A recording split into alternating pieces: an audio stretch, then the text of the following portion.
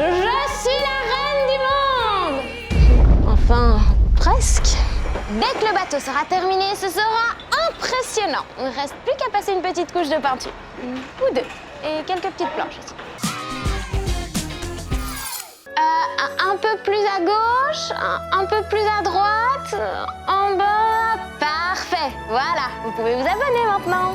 C'est un projet fou qui est en train de se réaliser en Chine. Au bord d'une rivière, ces ouvriers construisent une copie grandeur nature du Titanic. Le Titanic, c'est cet immense bateau qui a coulé voilà plus d'un siècle en se brisant après un choc contre un iceberg et qui est probablement le bateau le plus célèbre du monde. L'idée n'est pas de mettre à l'eau le navire géant, mais d'en faire une attraction touristique. Cette réplique est aussi grande qu'un porte-avions. Coût du projet, 1,2 milliard €.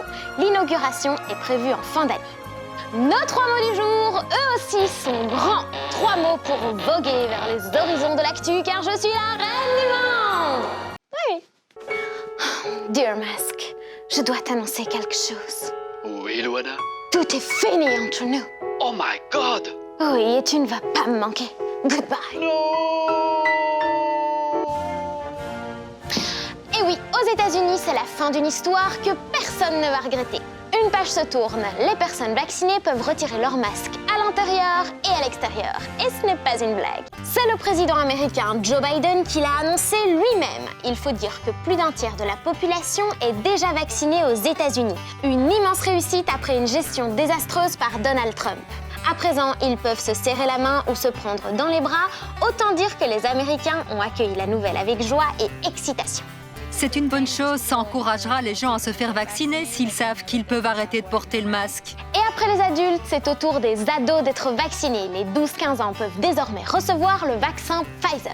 Pour motiver ceux qui hésiteraient à le faire, on leur offre même des donuts.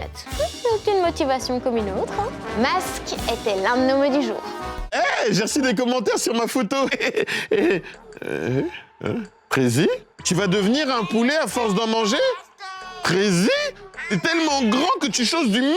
Mais chose du 47. Eh ben c'est pas gentil là ce qui se passe. Bon, je te rassure mon petit poulet, hein, ces messages c'est pour de faux. Mais n'empêche, ça arrive pour de vrai à d'autres sur les réseaux sociaux. Et je sais que certains d'entre vous en sont victimes. Et ça, je suis désolé, mais ça m'énerve. Ah oui, je suis désolé. C'est du cyberharcèlement. C'est quand des gens animés par de mauvaises intentions attaquent la même personne sur les réseaux sociaux à plusieurs reprises. Se moquer, insulter, faire du chantage. Des moments vraiment pas cool à vivre, mais qu'il vaut mieux savoir gérer. Et justement, l'association Bibliothèques sans frontières propose des animations en classe pour devenir un cyber-héros.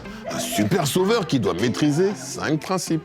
C'est être futé, être vigilant, être secret, être sympa et être courageux. À l'Institut Dominique Pire, ce sont les élèves de 6e secondaire qui forment les cyber-héros. J'aime son commentaire, je suis donc complice. Est-ce que vous êtes d'accord ou pas? D'accord, vous reculez, pas d'accord, vous avancez. Pour elle, le plus important, comme on le voit dans cet exercice, c'est toujours faire un pas en avant et ne surtout pas rester en retrait. Il faut intervenir. Les plus petits ou même nous, n'importe qui va se dire, quand il va voir de l'harcèlement, va être témoin, il va se dire bon moi je préfère ne pas me mêler, rester en dehors de ça pour vraiment ne pas avoir de problème, que ça se retourne pas contre moi. Mais en fait c'est vraiment la pire manière de réagir parce qu'il faut vraiment en parler à quelqu'un en dehors, en parler pour montrer qu'il se passe des choses, que d'autres personnes plus spécialisées peuvent réagir. Au bout de la formation, les héros repartent avec un tas de conseils et d'actions à utiliser pour combattre le harcèlement. En voici un exemple très utile. Si jamais je suis harcelée, de bloquer la personne et aussi de faire des captures dans la conversation qu'on enregistre dans ce téléphone. Plus il y aura de cyber-héros, plus les harceleurs auront la vie dure. Alors toi aussi, apprends le métier et rends les réseaux sociaux plus agréables que jamais. Alors mon petit poulet, si toi aussi tu veux participer avec ta classe ou t'informer sur les cyber-héros, consulte ce site internet. Cyberharcèlement était l'un des mots du jour. Oh, elle est pas mal cette sucette à la tomate. Plein de vitamines, d'énergie, pas comme ces bonbons là qui font mal aux dents. Ah bah oui mon petit poulet, je fais des efforts. C'est pour la semaine internationale des fruits et légumes qui se tient jusqu'au 16 mai. Une journée pour rappeler que les fruits et les légumes, c'est bon pour la santé. Ah bah oui, t'es bon pour la santé toi. J'aime les légumes. J'aime les légumes qui sont grands ou petits. Oui, j'aime les légumes. Minute. Normalement, tu n'aimes que la viande, toi. Ah ouais, on te connaît. Ah bah ça, j'en suis pas sûr. Justement, on vous a posé la question. Est-ce que tu manges assez ou pas de fruits et légumes, mon petit poulet? Le fruit que je mange souvent chez moi, ce sont la fraise, mes légumes préférés, de la carotte, des tomates et de la salade. Je mangeais une carotte, des petits pois et je mangeais des tomates. La tomate, la salade et la fraise, j'aime bien. J'aime pas trop les brocolis, mais ça va, je sais en manger. Bof les haricots. Les légumes, on mange plus dans les repas, quoi. Tandis que les fruits, tu peux en manger tout le temps. Quand c'est à l'école, j'en mange 2 ou 1. Mon fruit préféré, de la mangue avec du sel. Quoi? De la mangue avec du sel? Ah, petite tomate, bouge-toi les oreilles. Hein?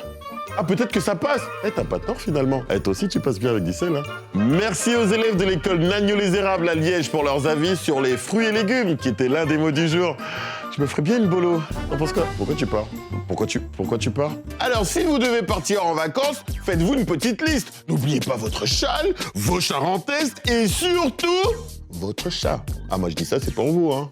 Oh, j'y crois pas! Vous partez en vacances sans moi! Vous avez même pris des croquettes! C'est pour qui? Pour la météo, devinez qui est l'invité du week-end? Bon, c'est le genre d'invité qu'on n'a pas vraiment envie de voir.